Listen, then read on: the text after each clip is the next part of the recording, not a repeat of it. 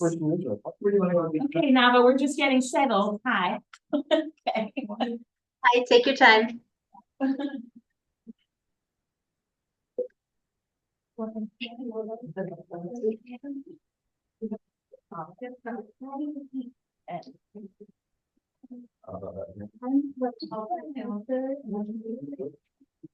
Fascinating to learn the story of. That's a great story. Oh, I never heard before this year. You can tell us. Oh, I know. Do you know? I just also heard it here. Right. Yeah. Each time it's cool to get a little bit more. Right. What's transition? So he's 19 years old, and he's really school I don't know.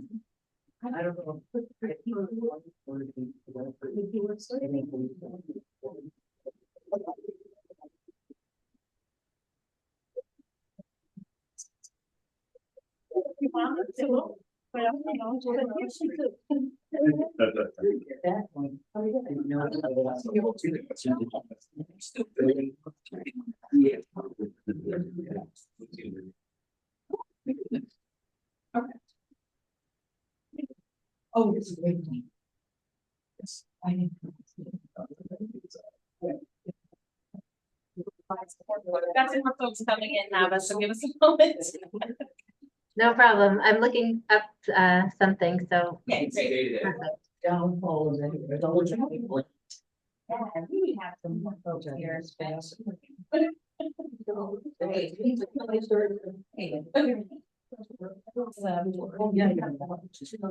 Yeah.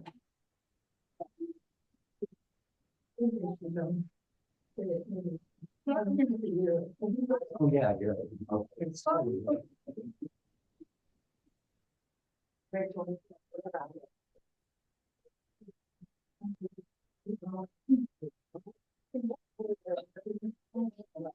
There's some hot water and then water.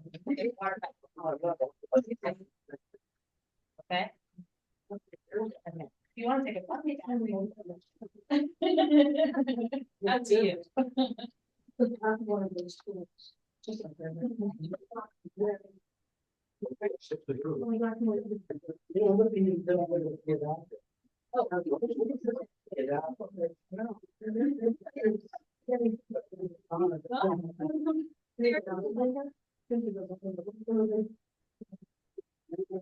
Oh, you know, I figured you would do like a well.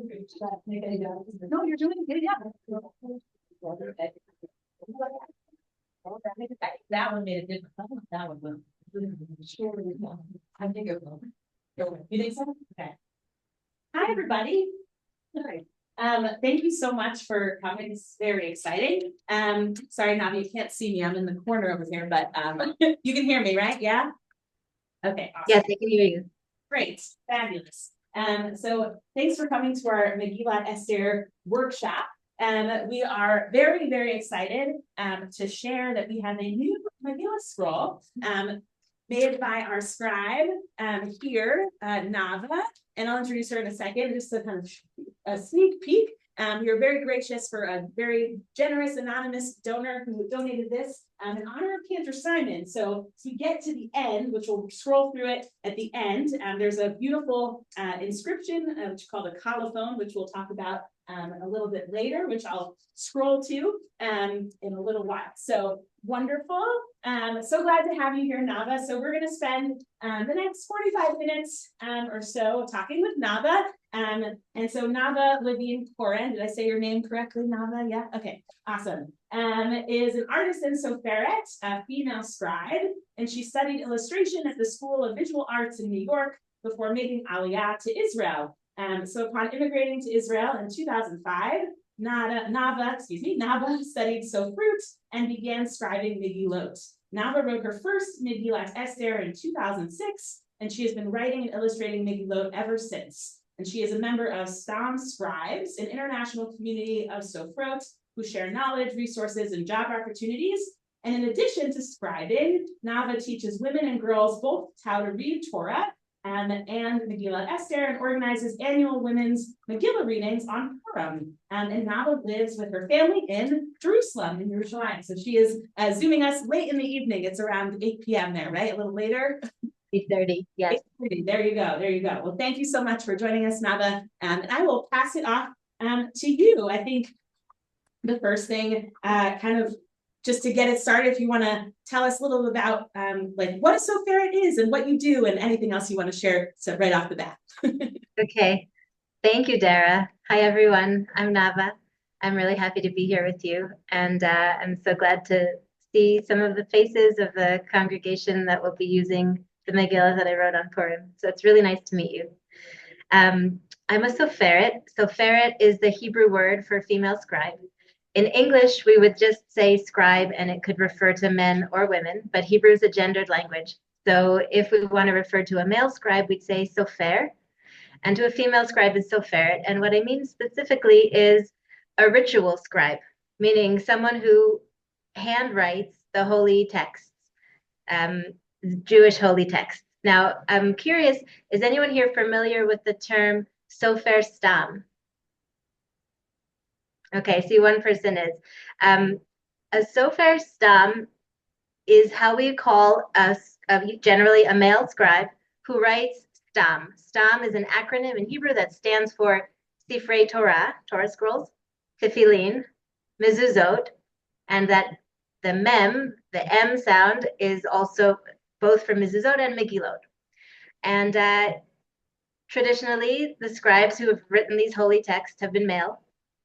In around the late 1990s, early 2000s, around the world, different women started getting interested in writing holy texts. So my colleague Jen Taylor Friedman started writing in 2001. My colleague in New York, there's a woman named Rachel Reichart who lived in Brazil and started getting interested in the 1999, I think, and would commute to Argentina to the conservative yeshiva there to study Sefrut. I became interested in 2002. And so we all started separately. And then we found each other years later. And now we've created this online community where female scribes are teaching other female scribes. So a sofer stam will generally write, as I said, Torah scrolls, tefillin, and mezuzot. Many, if even most of the female scribes of the sofrot who are writing today are also writing Torah scrolls, tefillin, and mezuzot in addition to Megillot. And so I'm a little different in that regard because I'm Orthodox. I stick to writing Megillot, which are considered kosher when written by women across all denominations. And so I primarily write Megillat Esther, the scroll of Esther that we read on Purim. I also write the book of Ruth, which we read on Shavuot, and the Song of Songs, which is read on Passover. I write ketubot, which they don't have an essential holiness to them, but they're Jewish marriage documents, and sometimes people want them written by a soferet. And sometimes I write certificates of rabbinic ordination for both men and women who receive rabbinic ordination. And sometimes I do little small art projects, mostly as gift for friends, little things of text and painting, just for fun. But my main work is scribing Megillot, especially Megillat Esther. And sometimes I illustrate the Megillot that I write, and you'll see some images in the slideshow later on tonight. Thank you so much. That's the first question. Yes, thank you. So did you have like who or what inspired you to become a soferet? You talked a little bit about that. Can you elaborate a little bit more on how you came to like your interest in it? Sure, definitely. And Dara, I appreciate that you sent me the questions beforehand. And I know there's one question of how do you become a soferet? So do you want me to talk about first the inspiration and then how I became a soferet? Yes, sure. That's great. Whatever works for you. Yeah. Okay, great. Okay, so my inspiration was Jewish women, knowledgeable Jewish women that I saw when I came to Israel to study a year after high school. I studied in a midrashah, which is like a yeshiva for women. And that is where I learned how to read Esther on Purim. And the following year, I went back to New York to study illustration in art school. But I couldn't bear to be away from Israel for Purim because I had not seen in my community growing up women reading the Megillah. And the only place I knew where it was done was Israel. So luckily, Purim fell out in my spring break.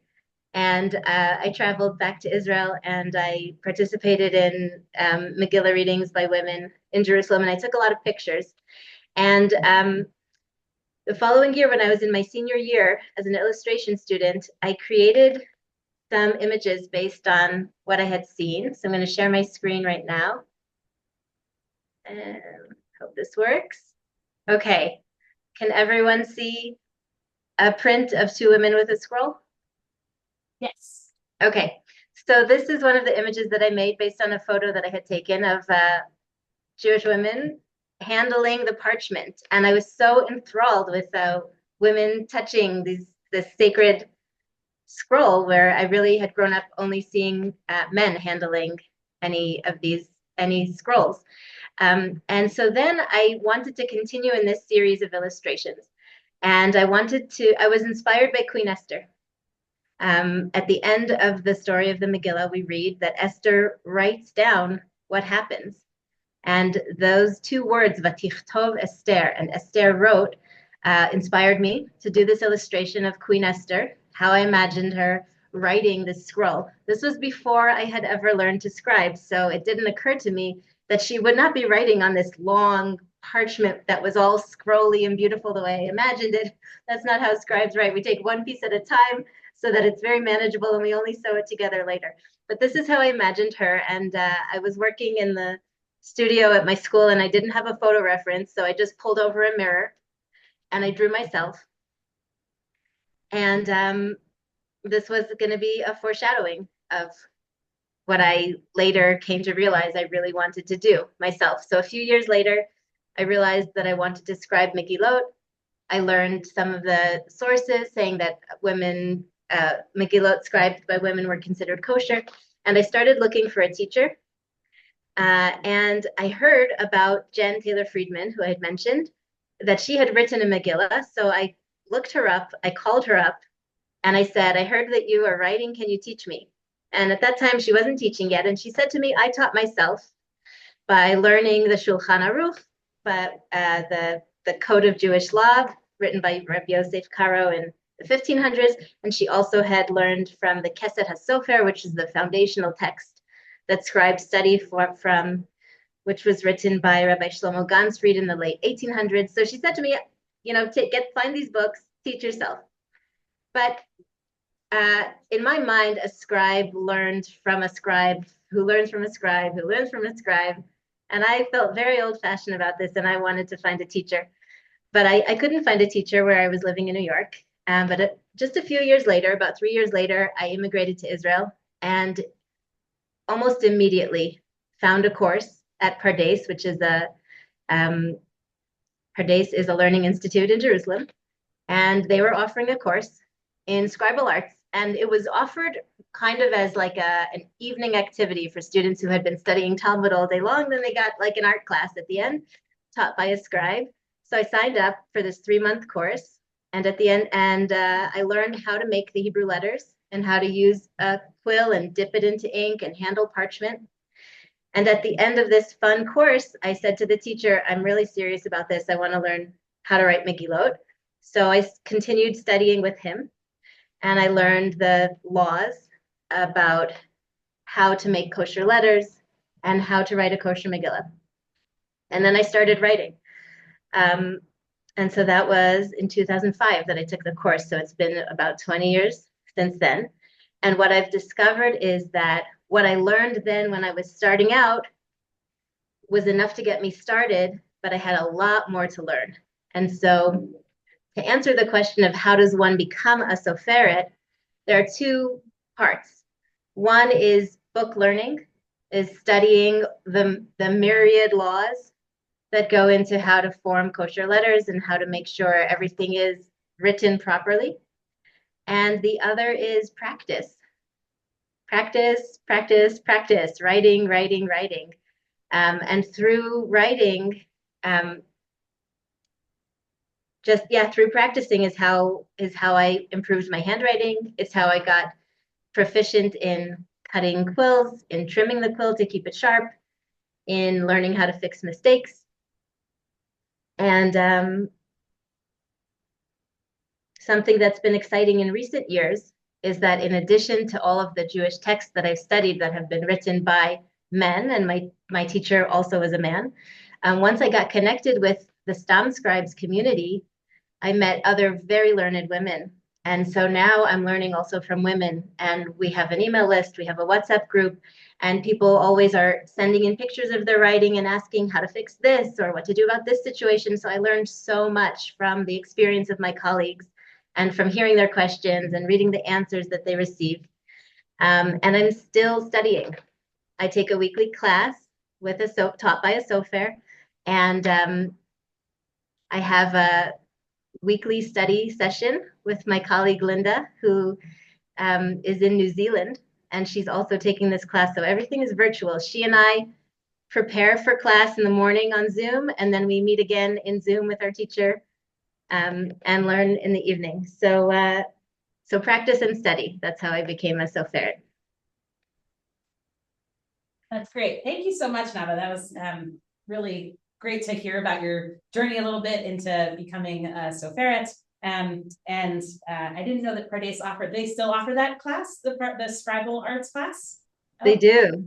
Wonderful. It's fantastic. Many of the Sofrot today have learned from Dov Lyman in Pardes. That's where many of us got started. Great, wonderful. So can you tell us, I know you mentioned, learning how to write a kosher scroll. So can you explain a little bit about what that means and how your process for writing a Megillat Esther scroll, and what that looks like and materials and all that kind of stuff? Certainly. Okay, so for the scroll to be considered kosher, it has to be written on parchment, on skin of an animal, which is kosher to eat. So not actually kosher to eat. The animal doesn't have to be slaughtered with a kosher shechita. It just has to be the kind of animal that if you did slaughter it properly, you could eat it.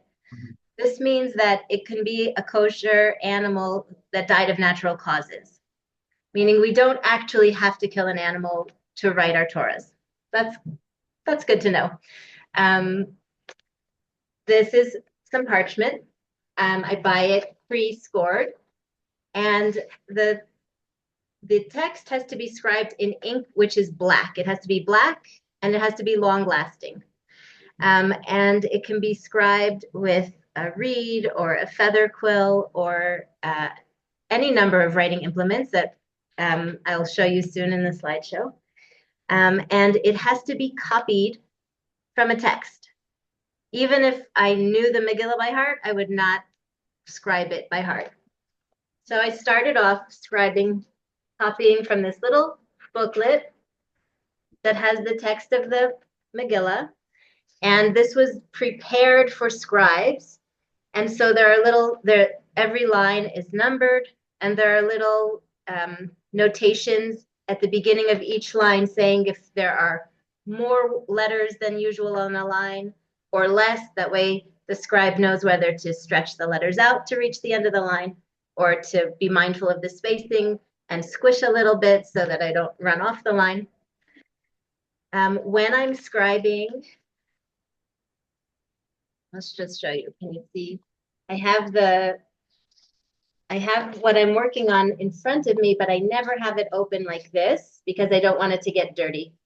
So I always cover whatever is not being used. I always cover it with a piece of paper. Okay, it's a little hard to show, but the only part of the parchment which is exposed when I'm writing is the line that I'm actually writing on. And then I move the paper down to write the next line. I want to be very careful to not get the rest of the parchment dirty. Sometimes I struggle with the material. Sometimes the parchment is a little bit rough and I've learned how to sand it. Sometimes it's very smooth. And so the ink just kind of spreads. So I take some white chalk and I rub it, and I mark it, and I take another piece of parchment and I do in a circular motion to rub the chalk into the parchment to give it some bite. I speak every word before I write it.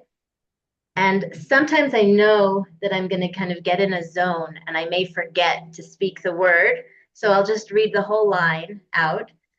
And the reason that scribes speak the word before we write it is two reasons. One is very practical. It's so that we are sure that we're writing the right word. We don't want to get confused. So you read it and speak it out loud so I know what it is that I'm writing. But also, Rabbi Shlomo Ganzfried says that speaking the word brings the holiness of the word into the world. And the breath of the scribe speaking the word imbues the writing with holiness. So that's one of the mystical reasons for speaking the word. And before I begin writing the Megillah, I make a declaration of intent. I say, Harei ani kotevet l'shem kedushat Megillat Esther. Behold, I am now writing this Megillah for the sake of the sanctity and the holiness of the scroll. Without that declaration, the Megillah would be considered not kosher. And actually, the first Megillah I ever wrote, 2006, I was so excited to get started that I sat down and I just wrote 2 words. And then I thought, oh my God, I forgot to make the declaration. And I called up my teacher and he said, yeah, good that you caught that. Let the ink dry, scrape those letters off, make the declaration and start again. So the very first words I wrote, I erased, which is a very humbling experience. And I never made that mistake again. There's something else I wanted to tell you. Right, about the process. Once I copy the entire column, I go back in and I add the crowns on the letters. So the letters that are you'll see if you look, oh, okay, hold on. I can share a screen and actually show you an example. Okay, I'm just gonna have to get to the right screen. Okay. So does everyone see this shin right here in the middle? It has these 3 what are called crowns on the letters. So certain letters have 3 and certain letters have 1. So I generally write the whole page and then I go back in with a very fine tipped writing instrument and I add all of the crowns. And once that's done, I proofread. And I read very carefully. The way I proofread is that I read each line back to front, so I don't just get distracted by the rhythm of the story. I'm just looking at every single word on its own. And I frequently find mistakes, and not mistakes usually in the words, but in a letter that doesn't look quite right, or sometimes I've left out a letter. And when I find a mistake, I highlight it. Here's a larger version. Can you all see that there's some yellow here? Anytime I make a mistake that I find a mistake, I highlight it in my guide so that when I get to that same spot the next time, I know that I've messed up there before and I'm more careful this time. And once I have proofread the entire scroll on my own and corrected all the mistakes that I can find, I take it in to be checked using a computer software. And then I get it back with usually a few more mistakes that I haven't found that the computer finds for me, and then I fix those. And then I sew it together. And I can show you what it looks like when I sew it. Okay, bear with me. I have to find the right screen to share.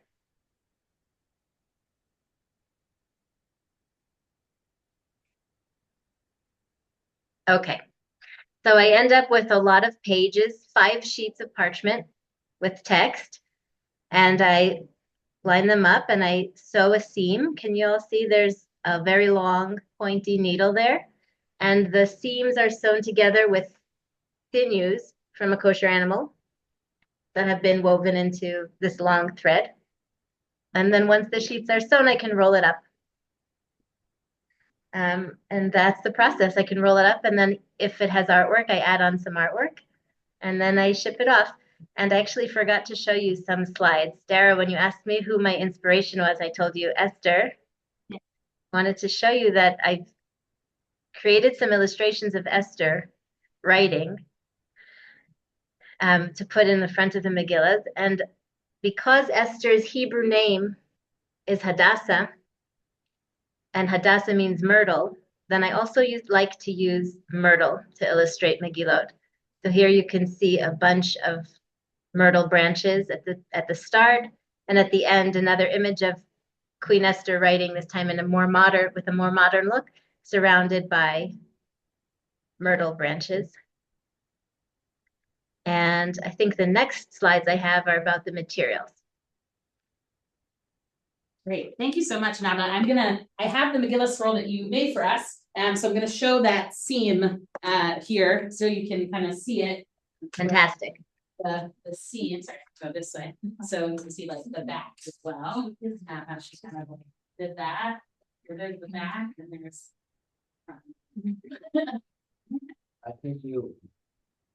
So we did have a question. Someone had a question from in the classroom. Do you mind if we take a quick question break? Okay. Great. First. She might actually just answer it from the end. Okay.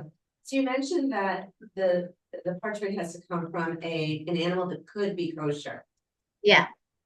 So in Israel, my understanding is that and correct me if I'm off on this, that all of the meat that is sold in Israel is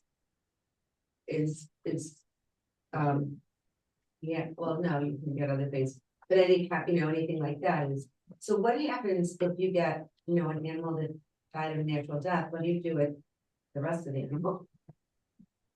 That's a great question. I'm not sure. Well, I'll tell you what I know about where the parchment comes from in Israel, and then where it comes from in America. In Israel, the parchment is usually a waste product from the dairy industry. When dairy cows, when they get old, are slaughtered, and the skins go to the parchment makers. So even though I said we don't have to actually kill animals for the parchment, we are using skins of animals that have been killed. There is a very special woman who lives, I think, in Virginia. Her name is Linda Motzkin. There's a picture of her that you'll see soon. And she lives near the woods, and she is creating a Torah scroll together with her community, only made from skins of deers that she finds in the woods. And she processes the skins and makes her own parchment. So most of the parchment that is used comes from animals that have been killed, and there are some rare individuals who are trying to make ethically sourced parchment. I have information about a project about ethically sourced parchment that I can send to Dara, and then she can send on to you if you're interested in reading about it. One of my colleagues is trying to spearhead this initiative, and what we're finding is that it's very expensive to do, and the parchment is it's of inferior quality, unfortunately, so it's a lot harder to write on. So for now, most of the skins we use are from animals that have been killed. How long does it take to write the entire thing? Illustrate. To write a Megillah? Yeah. It takes me about a month. A month to a month and a half. It takes me about a month to do the writing, but then I needed a couple of extra weeks to finish the proofreading and the checking and the fixing and the sewing. So I'd say about 6 weeks from start to finish, if I'm not interrupted by any major life cycle events or life events. Yeah. Great. Awesome. Thank you. That's good. We'll have some more time for questions at the end, but Nava, feel free to jump on into the materials that you use, that you said you wanted to share some pictures. So Okay, great. So as you know, the main material that we're using is parchment, and I wanted to share with you some pictures of. Okay, so here you can see a cow skin with the hair, and the skins are soaked in lye to remove all the hair, And then they're stretched on these large wooden frames and they're attached with clips. So once they're stretched to dry, they're sanded. So here you see men working on these in factories in Israel.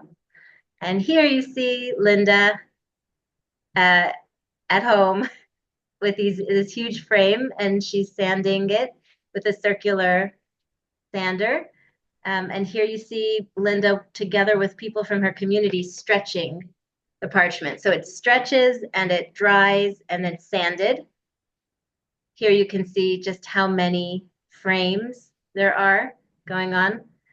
And once it's been stretched, this parchment on the inside is cut out. So here you can see Linda in the bottom right, and you can see this frame, and you can see her with a roll of parchment in her hand that's been cut out. So that is some of how parchment is made. And then what I write with is black ink. I don't make the ink myself. I buy it in the store. I pour it into a little tiny jar, and I dip into the jar. And at the end of the day, I pour the ink back into the bottle and wash the jar, because if I would leave it, it gets clumpy and gunky. And the temperature affects how the ink functions too. If it's very hot, the ink dries out, it gets thicker. I have to add some water to thin it. And I'll show you some pictures of what people write with. Okay, on the left, you can see it says reed pen. So a lot of Sephardi scribes use a reed pen. On the right, you see feathers. And in the center, a plastic nib. So I'm going to stop sharing. Okay, so when we think about a scribe writing with a feather, we think of something like this, like, you know, fancy, beautiful. The sad truth is that if I would write with this, it would poke me in the eye. And so we actually snap the top off and shave off all those feathers because they get in the way. So this is what a feather quill looks like that I have written with. And I'm only in the past few years have I learned how to cut my own quill. It takes hours and hours and hours and hours of practice. And so for many years, I've just been using the convenience of this plastic store-bought nib, which is pre-cut, and I just stick it on the end of a pencil. And so that's actually what your Megillah is written with, is with a plastic nib that I have learned how to sharpen, but this is a pre-cut nib, and many scribes use these. It is fun to write with a feather, and it also is, it's harder. It's harder to write with a feather, or that's what I have found. So I'm still honing my skills writing with a feather quill. What else? Sandpaper is one of my best tools. Chalk, as I showed you. And then this is a surgical scalpel blade. And if I've made a mistake, I wait for the ink to dry. I wait at least 24 hours. And then I carefully, with a sharp blade and a light touch, can scrape off the ink and then sand it. And then I use a white eraser to clean up anything, and then I can rewrite. What else? This is an awl, and it can be used for scoring lines. The parchment that I buy is usually pre-scored, but sometimes if I sand a lot, I sand away the scoring, so I have to rescore. And I use this awl to poke the holes in the seams for when I sew. I think that's it for materials. Great. Are there any questions about materials? What do they do with what's left in the outside of the, like they stretch the skin, then they cut out the center, like what do? They just throw it away? Like I the, think it gets thrown away. However, I think what was left on the frame gets thrown away. But what I can tell you is that in the parchment stores, they get a huge sheet that has wavy edges. I can actually show you what that looks like.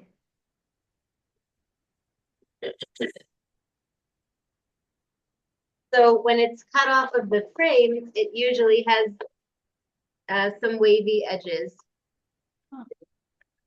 like this. And when the parchment sellers are preparing sheets for Torah or for Megillah or for whatever they're making, they are cutting it everything straight at right angles to a particular size, and all those wavy edges get cut off, and they get put into a box of scraps, which is basically the trash. But students can go to the parchment store and say, hey, do you have any scraps?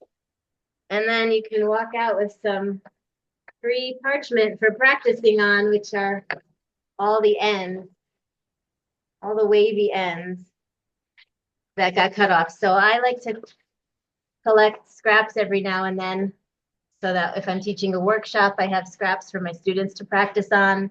Or if I'm testing out a new quill, I have spare parchment.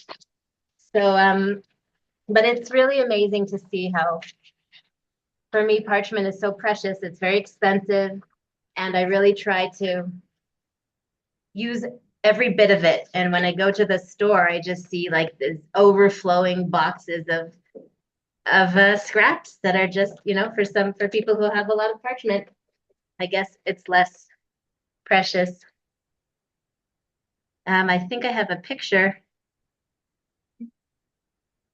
No, I don't. Okay. That's great. Thanks for showing us all those materials. I have a lot of students who ask, we have a lot of different ages. Sorry, you can't see me now, but there's a lot of students of different ages, adults and kids who chant actually from the Megillah on Purim here at Am Yisrael. And so something they ask often is, why does that letter have the crown on it? Like, why this letter and not that letter? Can you talk a little bit about like where you put those crowns and those decorative things within the scroll, and then we'll get back to the list of questions. That was not on there, so I apologize. Sure, yes. I'm just going to look for a slide to show you. So give me 1 second. But the reason that we have crowns on certain letters, the source is in the Talmud. And the Talmud lists 7 letters that have 3 crowns on them. Hold on 1 second. I just want to show you.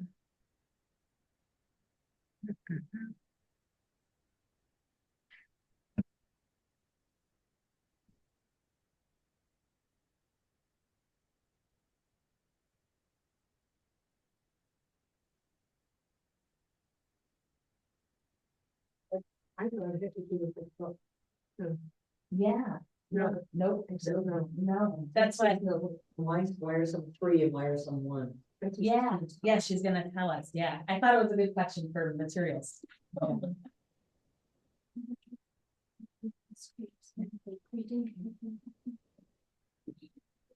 didn't put this one in my Q&A question list, so I. That's okay. That's why it's just taking me a minute to call up the slide, but here we go. Okay. So hold on a second. So this is a chart of the alphabet. And you can see, can you all see the Zion? Can you see my mouse moving around? Yes. Okay, so I'm trying to move mouse over the Zion. Yep. So that's 7 letters from, it's 1, 2, 3, 4 letters from the left is the Zion. So you can see that the Zion has a square head, and then it has a long body.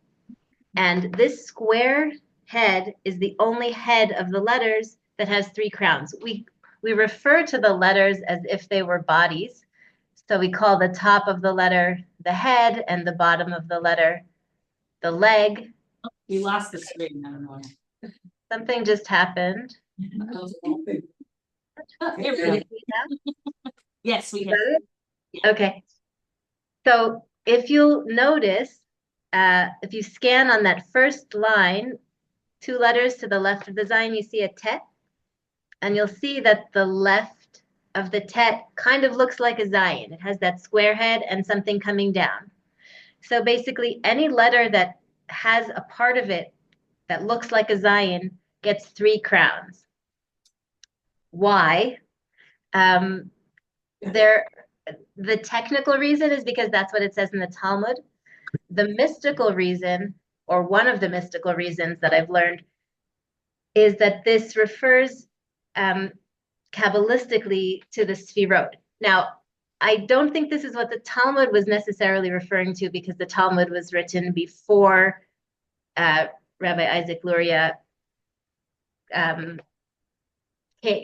made popular this the theory of the Sfirot. So I don't know really which came first, but one of the explanations is that there are these seven Sfirot, and the does everyone know what Sfirot are? Are you familiar with this Kabbalistic term?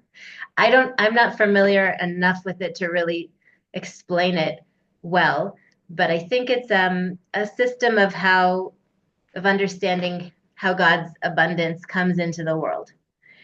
And so I think there are 7 of these Kabbalistic spheres. And the Zayin in Hebrew, its numerical value is 7 because it's the 7th letter. And so there are 7 main spheres, but then there are also 3 kind of supernal ones. So this 7, the 7 of the Zayin, has 3 crowns on it that are like 3 more 7s. I don't know. I'm not a Kabbalist. I know there are Kabbalistic reasons, but I don't really know them so well. But the technical reason is we don't something funny that the Gemara that a funny reason about the curved parts of the letters. Like, can you see the shin in the 3rd line, second from the left is the shin. So the shin has 3 heads. The left head is square and it gets those crowns. The 2 heads to the right are curved and they don't have any crowns. The reason they're curved is so we will not mistakenly place crowns on them, because they're curved, so the crowns would fall off. So nothing curvy gets a crown on it, except for the kuf. There's always an exception. So you see the kuf that's in the center of the 3rd line with the tail. It has 1 crown, and maybe it has a crown because the tail looks kind of like a zayin. So maybe that's why it gets a crown. So I can't tell you any more reasons beyond that, but I hope that was enough for now. You'll also notice that some of the letters only have 1 crown, and these, the bet, the dalet, the hey, the kuf, these are actually not mentioned in the Gemara, and so they are a later development. And I'm not sure why this later development came about. That's great. Thank you, Nana. That was really, really informational, and I didn't know that. Yes, you have a question, Marcia? Yes. As long as we're looking at this nice page, there's a head down at the bottom, or at Yes. which has a different decoration or way of writing it. Yes. But I don't know if it is. Yes, great question, and good that you spotted that. The first 3 lines are the alphabet, the way Rabbi Yosef Karo describes it in the Shulchan Aruch, in the Code of Jewish Law. And these 7 letters on the bottom, 8 letters on the bottom, is a deviation. And this is the script of the Ari, who was Rabbi Isaac Luria, who is a Kabbalist. And he has a different way of writing every letter that has a zayin in it, and also the yud, the vav, the aleph. He writes them differently. So I write in the script that you see above of the whole alphabet. And scribes who write like the Arizal, they incorporate these changes that you see on the bottom. So in the script that your Megillah has, the letter chet is made of 2 zayins that are connected by this roof. And in the Ari script, the chet is made of a vav on one side and a zayin on the other. And then in this script,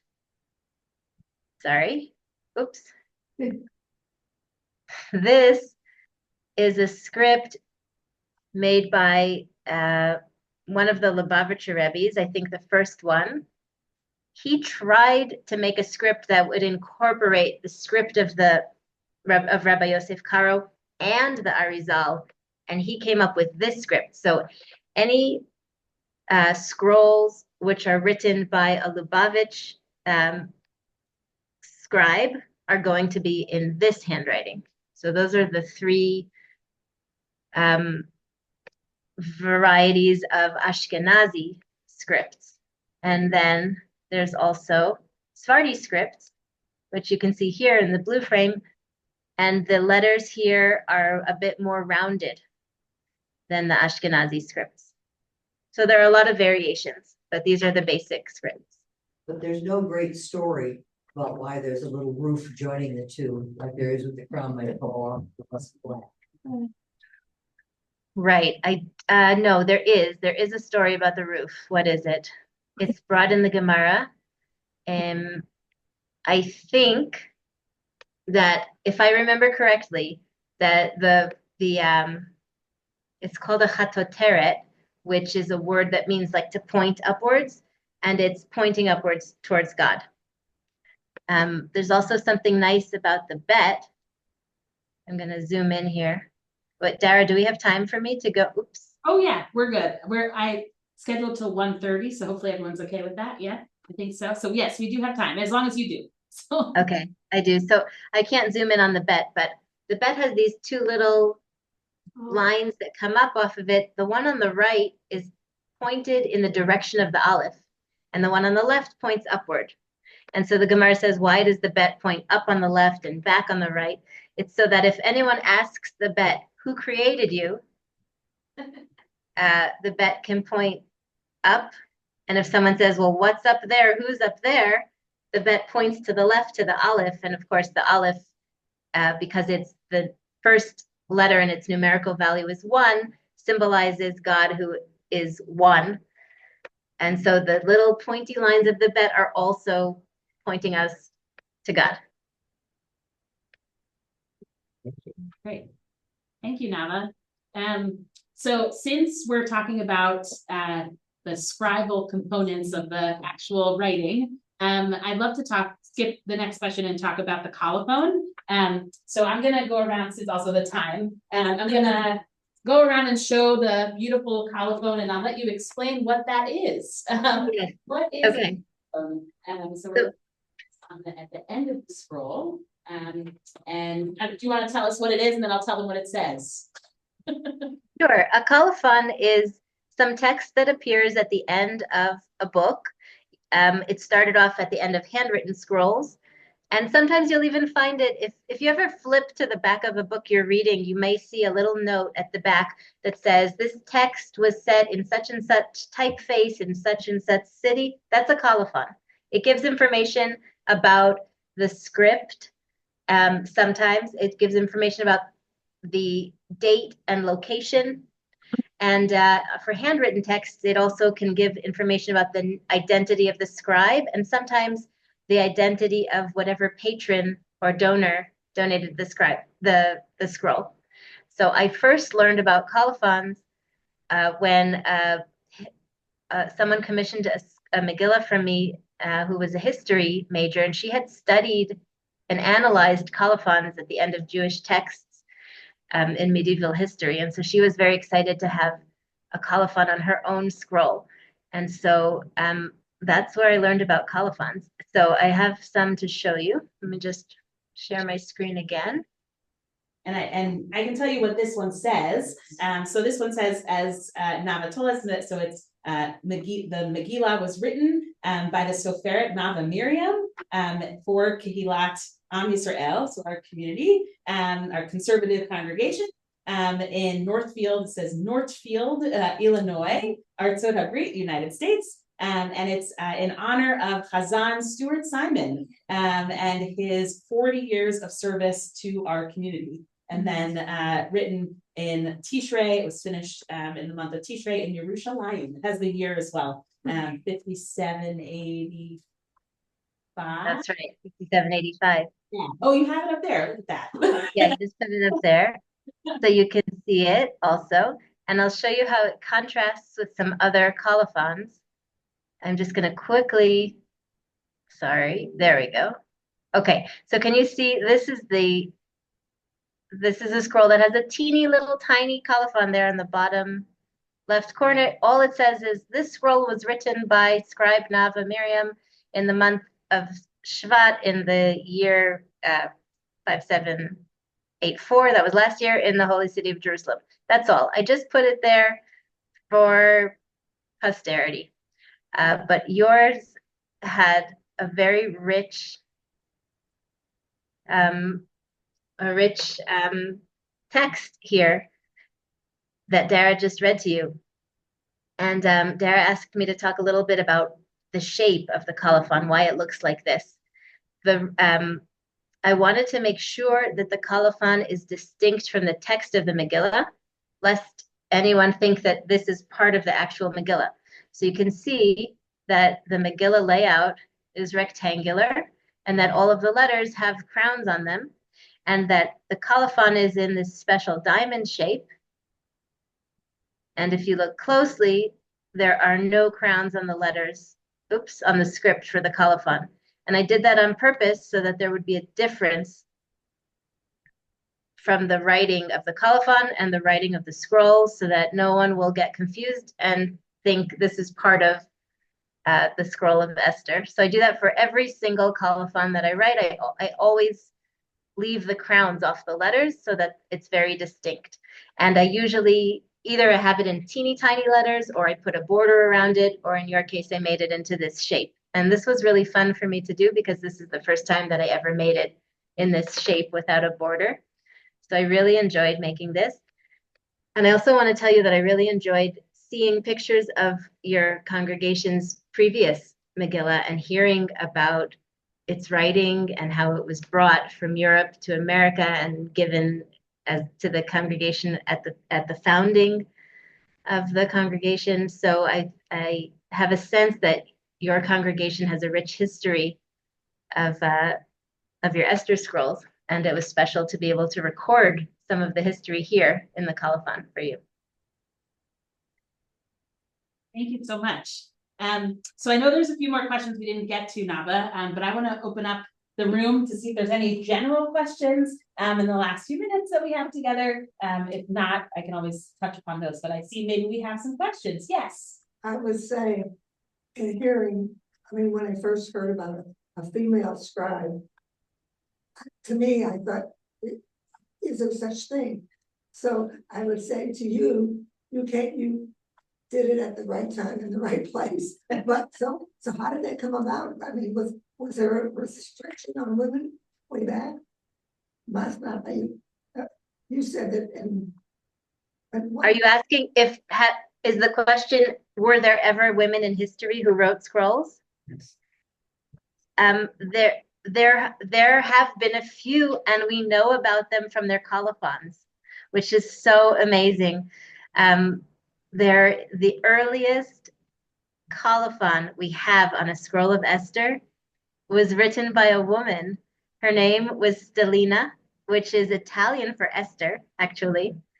And she was, I think, a young girl, not a grown-up, and she was the daughter of I don't know what, an important man in her community, and she knew how to scribe, and she made a Megillah, and she wrote a colophon, and she illustrated it, and it was actually on display in the National Library in Jerusalem this year, and I got to see it.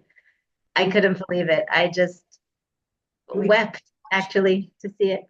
When she wrote? I think it was in the 1600s. And I'm just going to make a note for myself of things to send to Dara. I told you I would send information about ethically sourced cloth, parchment, and I'll send a link to information about the scroll by Stellina. And there was another Italian young woman, 14 years old. Her name is Luna, and she also wrote a scroll, and we know about her from her colophon. There's also one famous instance of a woman who signed her name on a Torah scroll, but it wasn't, I don't believe it was a Torah scroll that was read from, I think it was more like a chumash, like like a book that a congregant would follow along in. She was Yemenite, and she's from a prominent family of Yemenite scribes. And what's so extraordinary about her colophon is that she writes Please excuse any mistakes, for I am a nursing woman. So the women in my myself included, and the women in my generation, we are not the firsts. We are following a few women in history who we know about, and maybe there are more that we don't know about. I don't know. Thank you. Wonderful. Great. Jerry, you have a question? Yeah. Yes, are requirements or standards for the ink that is used?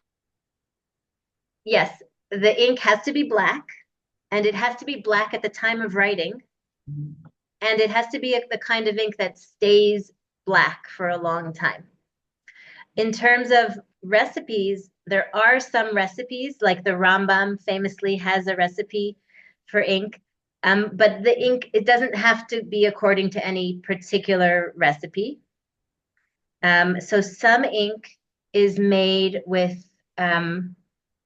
lamp black, with soot, basically, with soot collected from you hold something over of a flame and it collects the soot. You can scrape the soot off and mix it with water and gum arabic. That's a common way of making ink, and I think that's popular. It's not waterproof. And then there's also ink which is made with iron oxide, which is more permanent, but it also, because it has iron in it, it turns reddish brown over time. So these are two recipes that I'm familiar with, but the truth is I do not know what makes up the ink in this bottle. I don't know what the ingredients are. All right, Mona, yes. A silly question and then a more serious one. The silly one is, do you have favorite parts of making Megillah that you like to do, the words or the whatever it is? And the other question is, I think you're left-handed. Yeah, is that helpful? I am left-handed. I think it is helpful, but I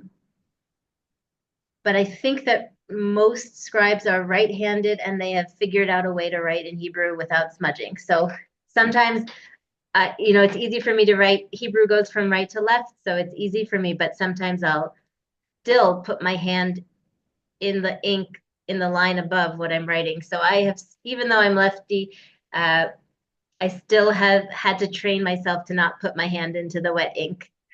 And your first question is, do I have favorite parts? Yes.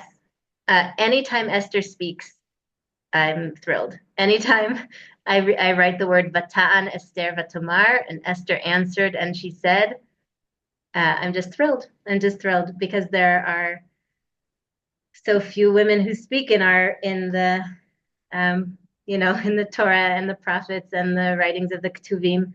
And so I just love writing all of Esther's parts. Thank you. Thank you. Any final questions? Okay. Deanna? Oh yeah, Deanna, sorry. Does a sofer or soferet have to be observant for the scrolls that they're writing and the scrolls that they're writing to be considered kosher? Okay, I missed a word. I heard, do we have to be considered what? Does the Soferic have to be observant for the material they're writing to also be kosher? Right? That's a good question.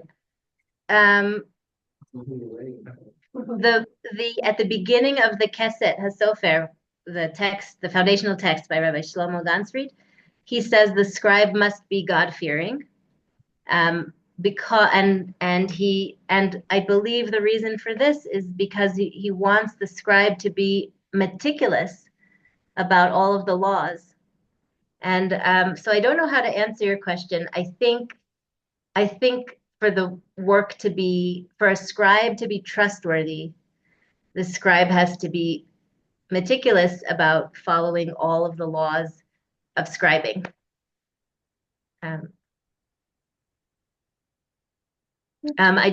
it mean the scribe has to be Shomer Shabbat? I don't know.